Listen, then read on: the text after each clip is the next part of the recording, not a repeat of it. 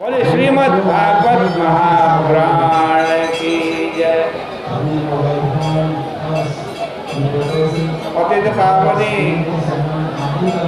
कलिमलहारिणी मोक्षदायिनी माँ गंगा मैया के इस पावन तट पर आप सभी लोग श्रीमद् भागवत जैसे पावन ग्रंथ को श्रवण करने के लिए बैठे हैं। ये बड़े सौभाग्य की बात है। इससे बड़ा सौभाग्य और कोई नहीं हो सकता। यहाँ प्रत्येक दिन श्रीमद् भागवत की चर्चा हो रही है। एक एक अध्याय रोज सुनाया जाता। 7 दिन का सप्ताह नहीं है। एक एक अध्याय की कथा आप प्रत्येक दिन श्रवण कर रहे हैं।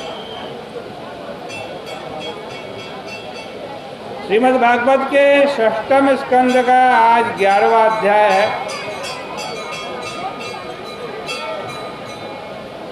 अभी तक आपने श्रवण किया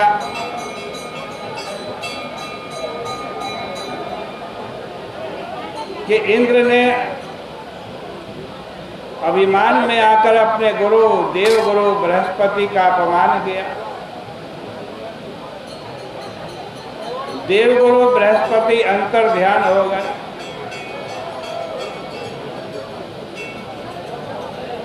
अब देवता अनुष्ठान किससे कराए?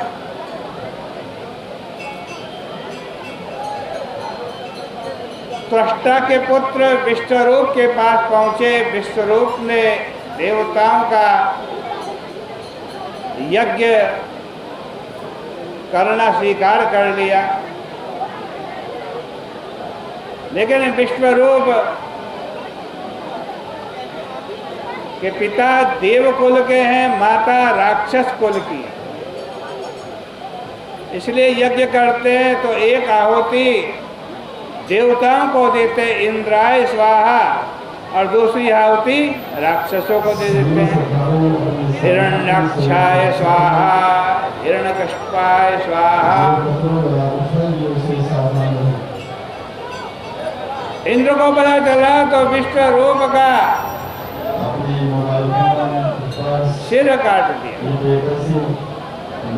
अब त्वष्टा को पता चला कि देवता लोग मेरे पुत्र को यज्ञ कराने के लिए ले गए, लेकिन उसकी हत्या कर दी। बड़ा क्रोध आया। त्वष्टा ने एक यज्ञ किया। यज्ञ का उद्देश्य था कि ऐसा पुत्र पैदा हो जो इंद्र को मारने वाला। ब्राह्मणों को मंत्र दे दिया, इंद्र शत्रु विवर्धस्व। लेकिन भाई यज्ञ भी जब करो तो बड़ी सावधानी से करो। अच्छे ब्राह्मणों को बुलाओ जो मंत्र ठीक ठीक बोले। ब्राह्मणों ने मंत्र तो बोला, लेकिन थोड़ा स्वर में गलती हो गई, और स्वर में गलती होने के कारण मंत्र का अर्थ हो गया। त्वष्टा तो चाहते थे कि ऐसा पुत्र पैदा हो जिससे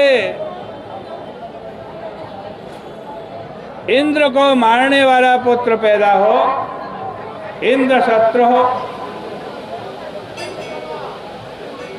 लेकिन मंत्र का अर्थ हो गया इंद्र के द्वारा मरने वाला पुत्र पैदा हो। विश्वरूप पैदा हुए।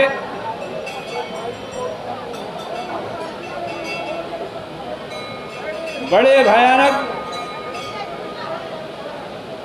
उधर इंद्र दधीची के पास गए। देवता उनकी अस्थि ले ली और उससे वज्र बनाया। भगवान ने कहा था कि विश्वरूप की मृत्यु जो है वो दधीची ऋषि की अस्थियों से बने हुए अस्त्र शस्त्र से ही हो। युद्ध होने लगा।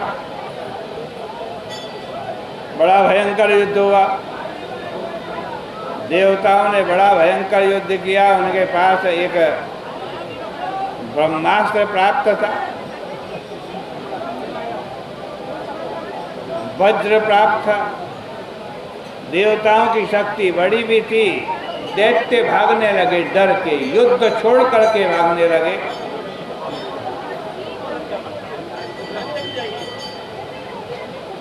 विश्वरूप उनको उपदेश देने लगा, वृत्तासुर उनको उपदेश देने लगा,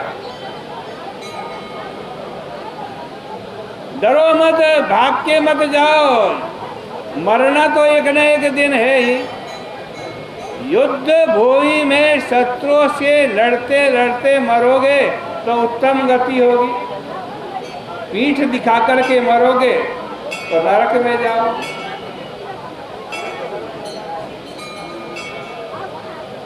कई लोगों को व्याख्यान देने की आदत भी होती है, मौके बेमौके वो बोलते रहते हैं, लेकिन कोई सुनता नहीं उनकी। यहाँ तो मौत सिर पर सवार है, इसलिए भाग खड़ी हुई असुर सेना।